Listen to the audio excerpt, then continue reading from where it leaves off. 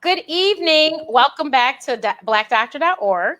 I am your host, Dr. Renee, and tonight we have a really, really great treat. We have COVID-19 survivors. So I'm really excited to bring great good news to you today because the last 2 days it's not been really a lot of great news, but today we have good news. We have two people that have survived it.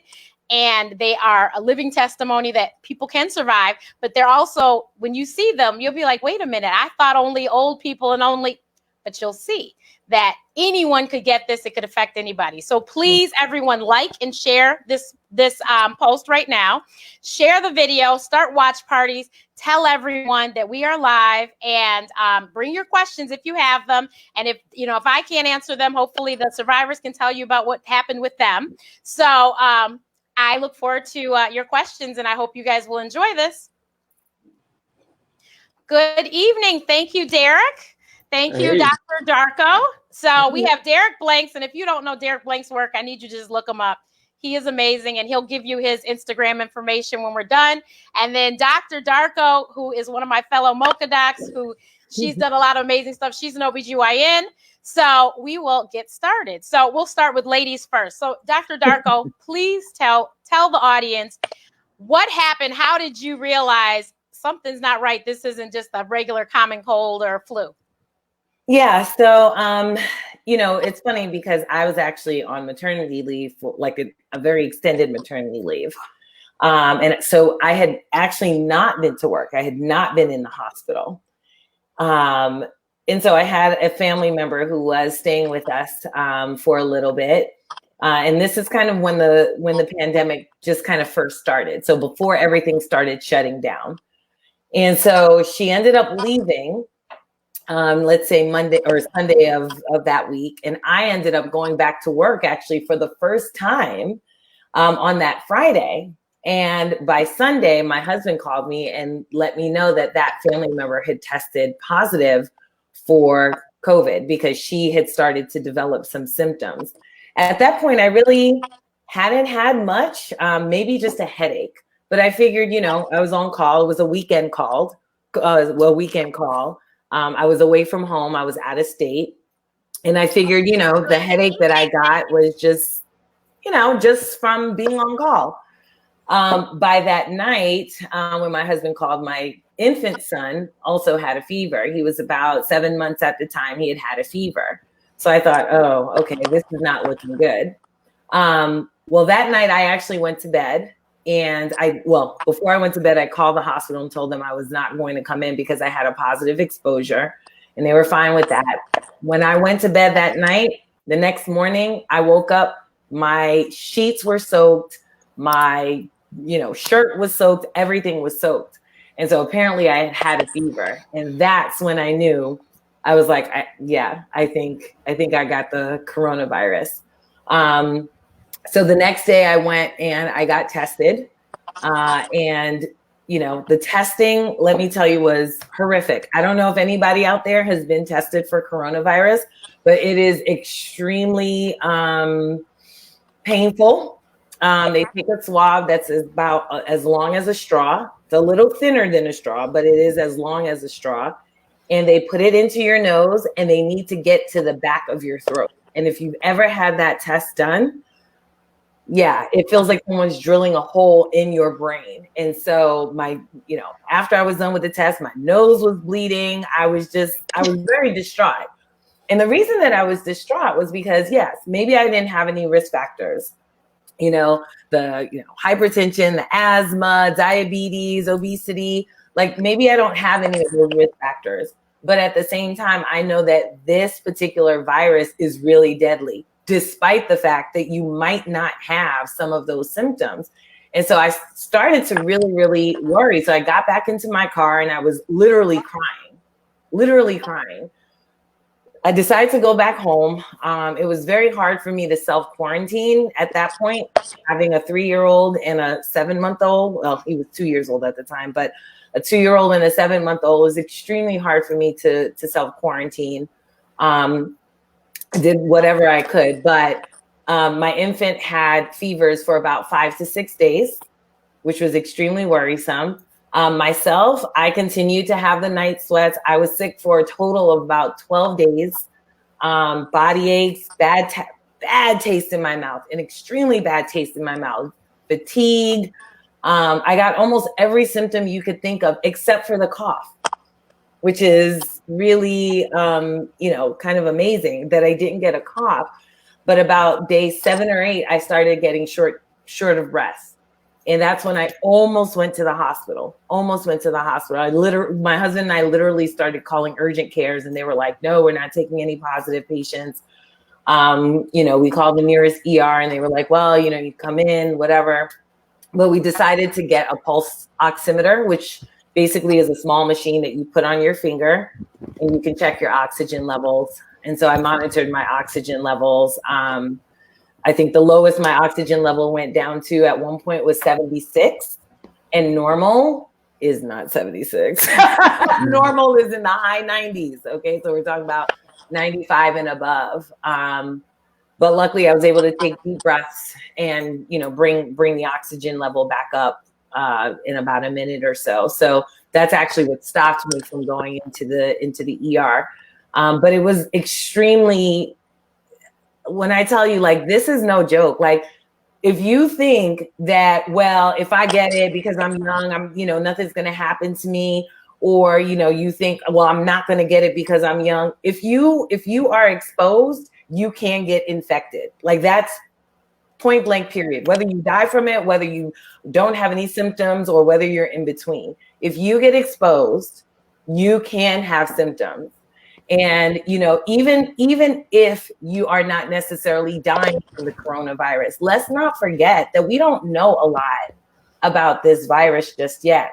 First of all, the fact that you can be so ill, okay, can knock you out of work. So let's not just think about death as the only outcome of this virus. You could have other factors in your life that are affected by the fact that you have this virus.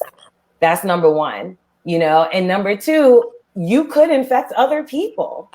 You really could. So it really behooves everyone to just, try their best, wear a mask, wash your hands, take all the precautions you possibly can. But I was just very thankful, because I had shortness of breath for about 4 days. And when you are short of breath for 4 days, you really do start to wonder, is this going to spiral? Like, am I really going to make it out of the end of this alive? And so I was very fortunate that I did. But, it's out here, people. If you think this is a hoax, good luck, because it's not. It really isn't. And I got this in my house. I wasn't at the hospital. I was in my home when I got it. So, yeah. So, Derek, what happened with you? So basically, I was on assignment, and I had a shoot to go to LA to do. And I'm thinking, man, I'd be all right, because at the time, you saw the post everywhere about Black people not getting it and all that. And, the closer it got to the day, I think it was that Friday, it was just more, this is shutting down. Hand sanitizer is selling out, masks selling out. And then I was like, oh man, my flights were already booked, and I was headed to LA for a shoot. So I was like, okay, I'll be all right. I just wash my hands and get some hand sanitizer and a mask. Fortunately, my assistant took some hand sanitizer from the studio, but I got to the airport, and I went into the gift shop to see if they had any hand sanitizer. All gone, mask all gone. So I flew out there, and I was there for like 3 days. And as I was there, that's when they shut down the cities. So my first goal was really, I pray I don't get stuck in LA. So my first goal was to get back home. So I got to the airport, and on my way back, and it was deserted. And probably like 20 people on the flight or less. And it was like maybe 2 people in first class. So I'm looking at I'm looking at the people on the flight. I'm like, man, everybody has their mask on. And I'm like, okay, I'm not going to touch anything. But honestly, I had a scare on my way there because a lady from Germany was just let back in the country. She was trying to get home. I was like, man, I'm sitting beside this lady who was in Germany and they just closed the city down. I'm like, really? I'm like, oh, Lord, I could have contracted it from her. Who knows? But once I got back, I went a whole week before I having any symptoms. And it started, my eyes swole. So I thought automatically, I thought I had a sinus infection. They were really puffy. And I was like, okay, I don't have the coronavirus. I just have some allergies because I'm not coughing. I didn't have a cough either. I felt fine. I had a little muscle fatigue. My muscle ached a little bit, but it wasn't bad enough for me to suspect that it was anything abnormal. So by that evening, by that Friday, I woke up, I had a headache. And all of a sudden, I started developing chills. And it was really bad chills where all you want to do was just like lay down. So it was coming every 3 hours, and I would take my Tylenol. My wife heard that you're not supposed to take what is it, Advil or something else. So she was like, just take Tylenol. So I took Tylenol. I'm still in denial. At that point, she was like, okay, well, you got to go in the other bedroom because she got a fever. So time was passing. I would take my Tylenol. My fever would drop. And then all of a sudden, I got that splitting headache again and the chills. This went on for about 2 days. And then I was like, okay, let me call the hotline. Let me call the hotline to see if I can go to the doctor. And they were advising everybody, if you're able to stay at home. So they wouldn't let me come in to the doctor. They told me to just stay at home. After the 5th day of this going up and down temperature wise, my cousin was like, you need to go to the emergency room.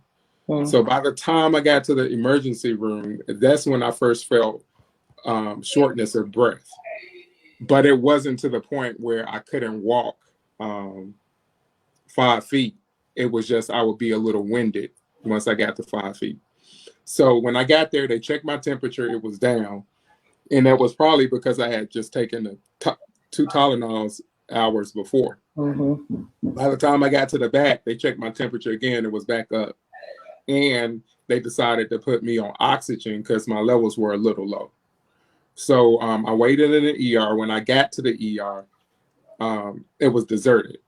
So time I got in, I saw 2 people behind the desk. The waiting area was completely empty. They wouldn't let my wife in. She dropped me off. She waited in the car until they said, basically, the doctor came in and checked my lungs. He was like, you have pneumonia. So at that point, they knew they had to check me in, and she went home.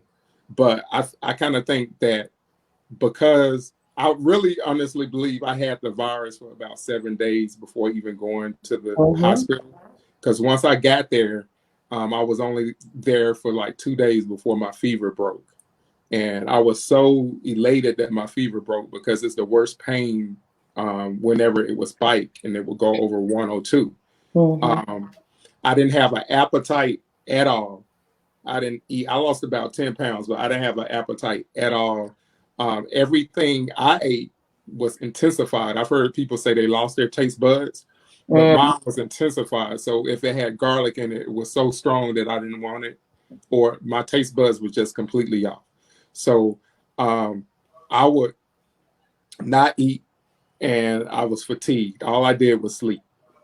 And I still forced myself to drink water because that's the only, luckily I didn't have any mucus or I didn't have any issues of breathing or anything like that. So I just didn't have an appetite. So about the 5th day, once my fever broke, I was like, okay, I'm good now. But once my fever broke, I started getting these pains, like contractions in my stomach. And it would happen every time I would eat. So I was like, okay, I don't want to eat because I was anticipating the pain. The doctor who was working the floor came in. They had 2 doctors. He came in the first time, and I could tell he was just trying to get me out of there and go home. And my sister-in-law was on the phone, and she was asking about medication and things to help the situation. And he was like, well, we're probably going to send him home tonight. So I could tell she was like questioning the doctor. So they asked me to stand up, and they put the thing on my finger to check my breathing. Yeah. So I walked to him, and he saw my oxygen dropped like 2 points. So he was like, okay, I'm going to keep you here over the night, and then we'll revisit tomorrow. I had another doctor that checked me out the next day. But that night, I remember getting shots in my stomach. Every night I would get a shot in my stomach. I guess someone told me that was to help prevent clots. Blood clots. Mm-hmm. Yeah, so that wasn't fun, of course. But the pain, the pain in the stomach, abdominal was probably the worst experience, and second to the actual fever. And the next day, I was able to walk, and I really kind of forced myself to walk because I was believing if I just basically kept myself active, I would feel better. Mm-hmm. And the next day, my fever didn't come back. I still had shortness of breath. Sent me home, and I slept which is completely opposite of me. Basically, I slept for about 3 or 4 days nonstop, off and on, and my sense of days and time was all jacked up. Mm-hmm. I finally, maybe like a week later, I forced myself to get up and start being more active. But after that, I was short-winded. I probably couldn't walk about 5 feet without having to take a rest or catching my breath. Right. But yeah, it was pretty bad. I would say I went from like thinking it was a sinus infection to knowing it wasn't, to basically just having no breath, no appetite. And like you mentioned earlier, you were just wondering, like, is your breathing going to increase? Because you would see somebody that was perfectly alive one day, and then the next day they'd be dead. And one day at the hospital, I remember calling my nurse, and it used to take so long for the nurse to get there because they would have to completely put on cover and make sure they're gone. It would take about 30, 40 minutes. As you know, when you're in the pain, that intensifies time, and you're like, man, when is somebody going to come help me? So I was having these stomach cramps, and I was like, okay, I'm just going to walk to the bathroom myself. So needless to say, I thought it was my nurse just being lackadaisical, and then she expressed, well, we have a whole floor of people on there, and it takes us about 30 minutes to get dressed. But needless to say, at that time, I didn't realize that one of the nurses said somebody just passed on the floor. So everybody was kind of handling that situation at the time. And I'm in South Fulton in Georgia, so it's not in the city. So thank God it wasn't as busy as probably if I had gone to Atlanta, like Grady or Piedmont or something there, because I could just imagine when you're there too. Of course, I couldn't speak to any of my family, my relatives, my wife, my son, just FaceTime. But I was just so happy that I was alive and I was doing fine that, none of that really bothered me. I heard you make fun of the test earlier, but the illness was so bad and so painful for me that the test was minute. So just prepare, because I had seen the swabs on the news about how they stick it down your throat, and I was very concerned about that. But at that point, I was like, just get it over with. But I already knew, the test came back 2 days later. He told me I may be even at home before it came back early March. But I already knew when I had pneumonia that I had the coronavirus for sure. Right. Yeah, the test, I've had a nasal swab, and I was not being tested for coronavirus, but I've had a nasal swab. And I remember that I literally grabbed her hand and yanked it out of my nose. That's what I did. That's what I did. And then I go, oh my God, I'm so sorry. Yeah. But I said, Mom, the smell was like strange in my head. I said, Mom, I think she touched my brains. I said, that nasal swab is nothing to play with. I said, that's all the more reason to not get COVID-19, because I don't want to experience that ever again in life. Yeah. But I am so glad you guys are both fine. How many weeks has it been, Derek? How many weeks has it been, Derek? It's been since the 15th. It's been about 15th of March. So it's okay, about 2 months almost. Mm-hmm. Okay. Yeah. And what about you, Dr. Darko? Almost the same. Okay. I think, almost 2 months. So maybe about 6-7 weeks. Okay, and so now you all have heard from two people that don't have any of the comorbidities that we've talked about. So they don't have, they're not elderly, they're not diabetics, they're not hypertensive, they're not obese. So now I hope that people will understand that anybody could get this, and you hear them explain how bad it was, how difficult it was to breathe. These are both married people with children. You can imagine the scare in their thought, because just like you said, somebody is perfectly fine today and gone tomorrow. Right.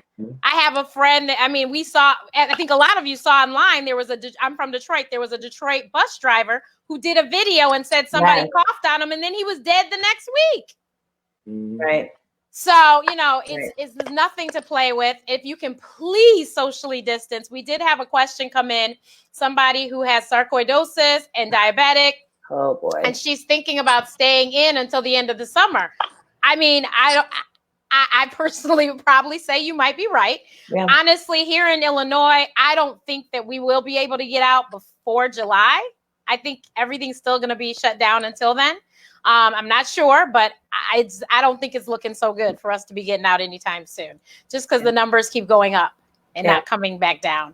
So once you got home, though, because a lot of people were on, I think last night, and they were saying, well, my so-and-so is coming home, and, they were sick. So once you got home, how did you guys handle that?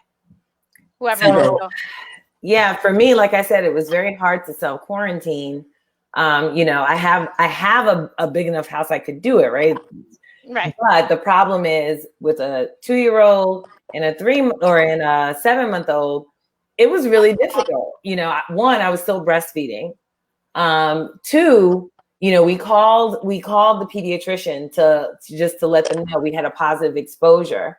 And after I went through that test, I will tell you, I said, there is no way I am making my children. There's no way. I'm like, my children are not going through that test. And so the pediatrician said, just presume that they are positive. Well, my infant definitely, he had to have been positive, because he had, just like I did, just on and off fevers constantly for about 5-6 days. My 2-year-old didn't really show much in terms of symptoms, maybe a cough at night, but that was pretty much it.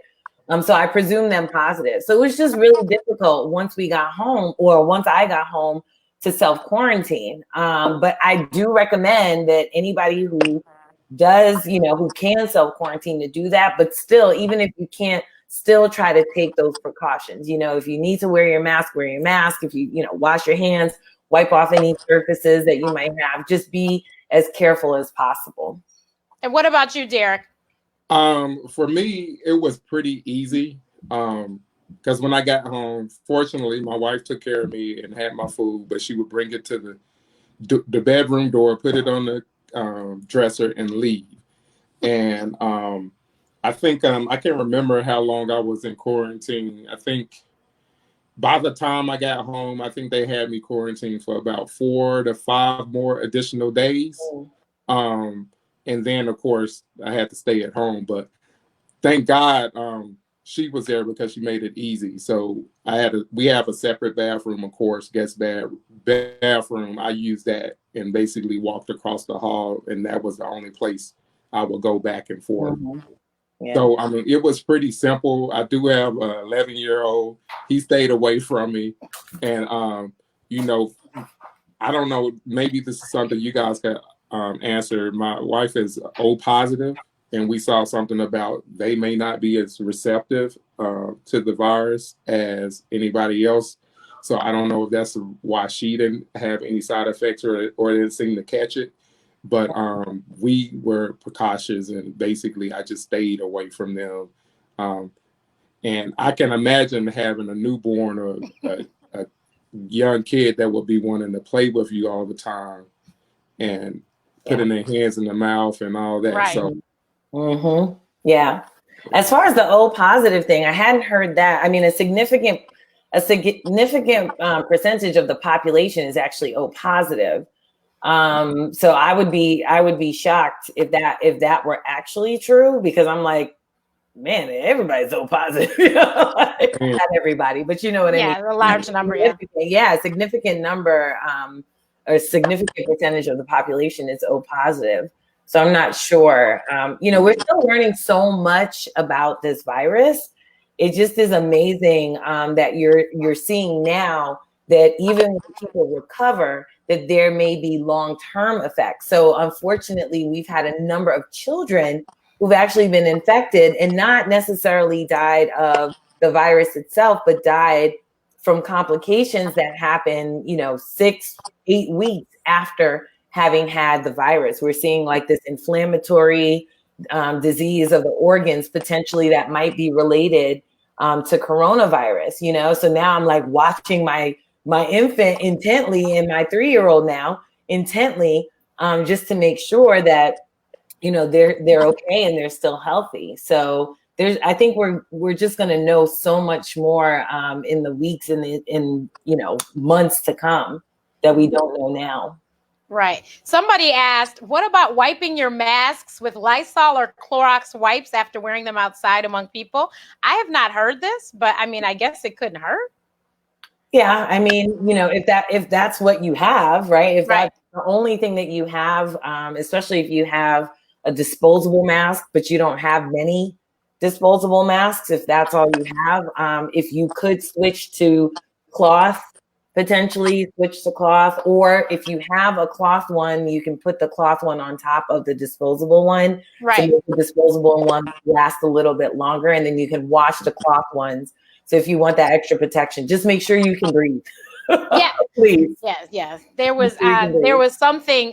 Somebody had a car accident because they had their mask on in the car and just basically asphyxiation. Take your mask off in the car, people. I know sometimes you forget. Yesterday I was out and I forgot my mask on while I was in the car. I went 2 blocks and I was like, why do I have this thing on? So yeah, you can take your mask off in the car.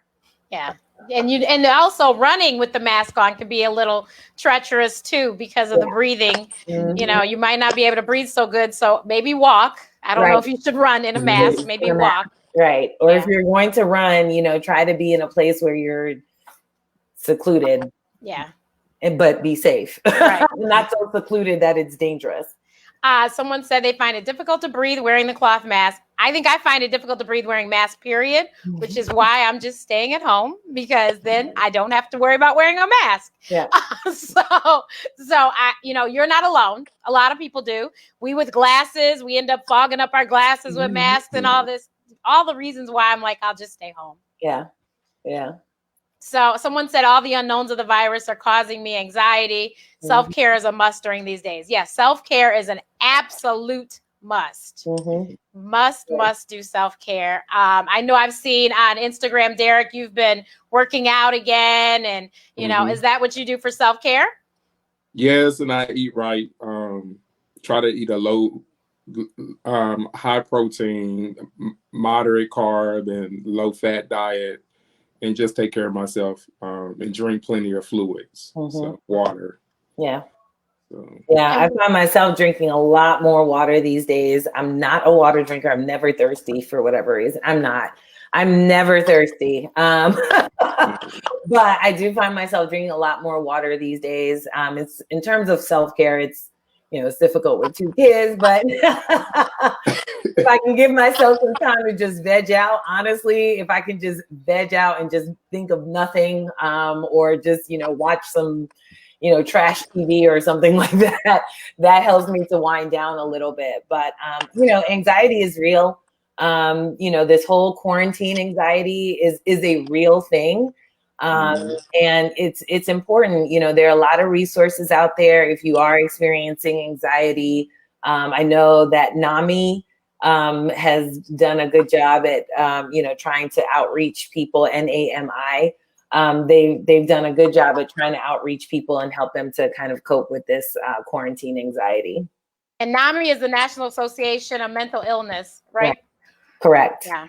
Mm-hmm. So I just put the website up there. Someone said not sure about wearing a mask in the hot summer. Well, Derek is already in the hot, and so they're already having to wear masks. So you know what? Yeah. We just honestly, I tell everyone, I said, as miserable as it is, I think that I want to live more than I'll be miserable for whatever I have to be, because I think I still have time on this earth. Right. So whatever I have to do to keep myself and my family safe, I'm going to do. So that's if you got to, if everyone was saying their skin's so dry from washing their hands, if that's what you have to do, that's just what we have to do. Yeah. And so, skin is not dry. Stop. Okay. Okay. We don't want him to snatch us off the air. Right. But yeah, so it's really important, everyone, that we do the social distancing. I know it's, everyone's like, oh my goodness, but yes, social distancing. And I know graduation season, it's prom season, a lot of people are transitioning, from high school to college and all of that great stuff. But you guys, we just have to do this until we can get rid of this. And God willing, it'll be gone soon, but we got to do this until we can get rid of it. Somebody's a dental hygienist. And because this is airborne, what about air purifiers? Because like you said, we're still learning about this disease. So that they said there was, I think it was a restaurant in China, and they think that it spread through the restaurant because of the air conditioning. And so I don't know with the dental hygienist. I did see some dentists were going back to work, not here in Illinois, but in other places I saw that they were going back to work. So I don't know. I think that you might be real hot because you're going to have to wear a whole lot of stuff when you do your job now. Just like the nurses at the hospital and the doctors, you're going to have to wear all of that in the office. Yeah. But thank you guys so much for sharing your stories. I am so glad that this had a happy ending and everyone is well. Please, Derek, tell everybody where they can find you and tell them all the amazing things you do, because you're not just the photographer. You do a lot of things. You can find me on Instagram, Mr. D Blanks. And Facebook, I believe, Derek Blanks Photography. But I do photography. I'm a celebrity photographer. I also do music video directing. Most recently, just did something for Brandy with her new project, Missy Elliott. And hopefully I'll be shooting film soon. But I do graphic design, illustration, basically a one-stop shop for whatever your needs desire as far as your company and your business is concerned. Awesome sauce. And Dr. Darko, you have an amazing business for all those aspiring doctors out there. Tell them about that. Sure. So first of all, you can find me at Dr. Renee Darko all over social media. But yes, so I am the pre-med strategist. You can find my website at premedstrategies.com. And I basically help, students who have low grades, low MCAT scores, low confidence become medical school's next top choice applicants. So again, find me at premedstrategies.com. You can find me all over at Dr. Renee Darko. And she also wrote a book. So I had to sneak off and go get it. She wrote a book, and this is her story, but it's a children's book, you guys, and tells her story of becoming a doctor. So this is available on Amazon, of course.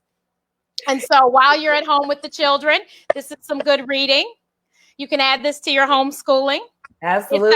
It's recommended for ages 8 to 10. So all the elementary school mothers. And above. Yes. So thank you guys so much. I really appreciate this because I know you both are extremely busy. So I really appreciate this. This was awesome. Please, you guys, make sure you share this so people know that it can affect you too. Absolutely. You don't have to be old and elderly. We are concerned about our elders, but we need to be concerned about ourselves as well. So thank you so much. And you guys have a great night. Thank Thank you. you. Thank you. Bye-bye. Take care.